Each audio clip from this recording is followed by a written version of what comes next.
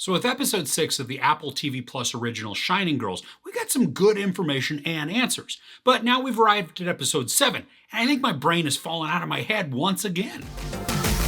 A fresh lead sparks a breakthrough in the news story, and after Kirby drops a bombshell on Marcus, she goes to help a new friend. Now, this is going to have some minor spoilers from the previous episodes, but I'm going to stay away from any big specifics for this current one so that you can enjoy it as I did. We learned all about the house that Jamie Bell's Harper has been living in and its ability to transport its occupants through time.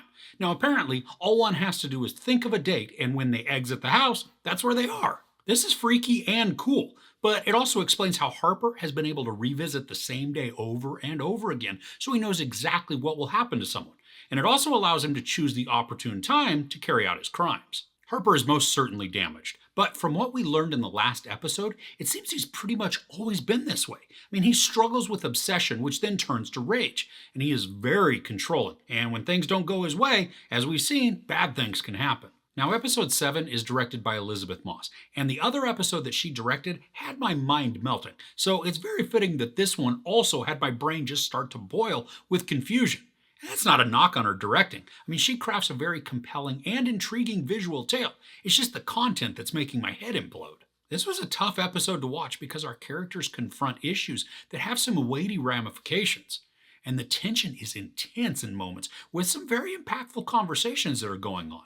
But it's more of the building anxiety of the story that really got to me. While the last episode featured Harper almost exclusively, this one brings the focus back on Kirby, Dan, and Jin-Suk. And we saw in the first episode how Jin-Suk was killed in that observatory on the night of her big presentation. But then in one of the more recent episodes, something had changed. But that doesn't necessarily mean that she's out of harm's way. I mean, some of the dialogue is chilling in the conversations that Jin-Suk has with Kirby. And the words aren't really comforting, but they're very effective for the storytelling. The investigation is still ongoing with Dan and Kirby as they feel like they're close to a break.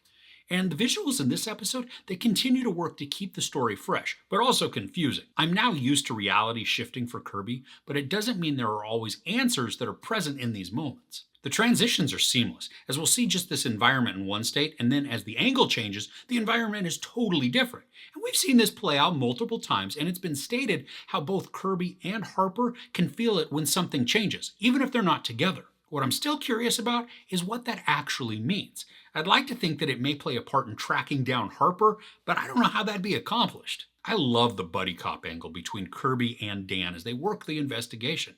Now, they both bring different viewpoints, but what makes it even more enjoyable to watch is how invested they're becoming in each other's lives. Wagner Moura is outstanding, and there are some moments that he shares with his son in this current episode that are very touching.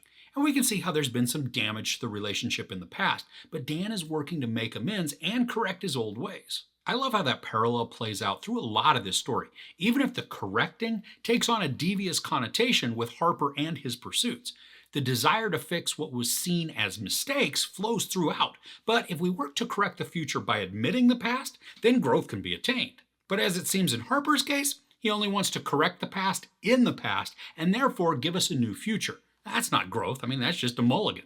The cinematography was wonderful in this episode.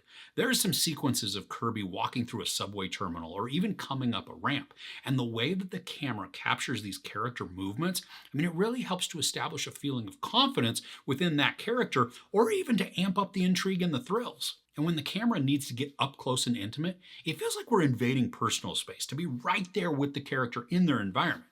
Now, sure, it can be uncomfortable, but it's also very effective in pushing the emotion. And many of the shots also work to increase the tension, especially as we'll follow a character, or maybe as they'll approach the camera. We can see the urgency in their walk and the uneasiness in their expressions, and these help to create a feeling of dread, even if we don't know exactly why. The way this episode ends had me scratching my head, but honestly, I mean, most of the show has had me doing that. But with only one episode left, I'm really hoping that a satisfying resolution is going to be reached. Or at the very least, we get a ton of answers that make sense. With the shifting realities and the messing with time, I mean, nothing in the present feels secure. We watch a scene play out and it feels concrete. But then the scene changes and the entire reality is new. While that's an amazing concept for this form of storytelling, I hope that the writers don't take a convenient way out to wrap it up, but instead give us a conclusion that is worthy of the time that we've spent watching. So all in all, this 7th episode of Shining Girls is frustrating, heartbreaking, confusing, and incredibly enjoyable. The cinematography makes the entire episode a joy to view, while the acting continues to suck me into the narrative, even though I'm still not quite sure how it's all happening. I'm thankful for some of the answers we got in episode 6, but this current episode plays with reality that constantly makes this a guessing game.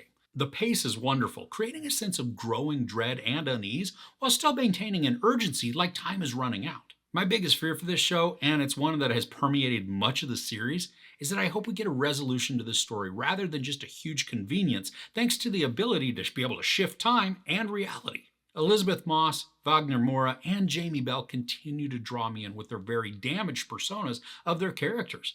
And the supporting performances of Chris Chalk and Philippa Sue help to soften our main protagonists to keep him likable.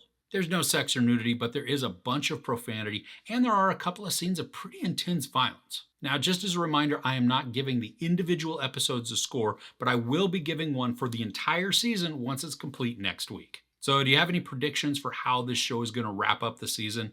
What do you hope will happen? Let me know in the comments below. If you enjoyed this review, please give it a like. Also, don't forget to share and subscribe. I'm Chris. This is Movies and Munchies. Thanks for couching with me.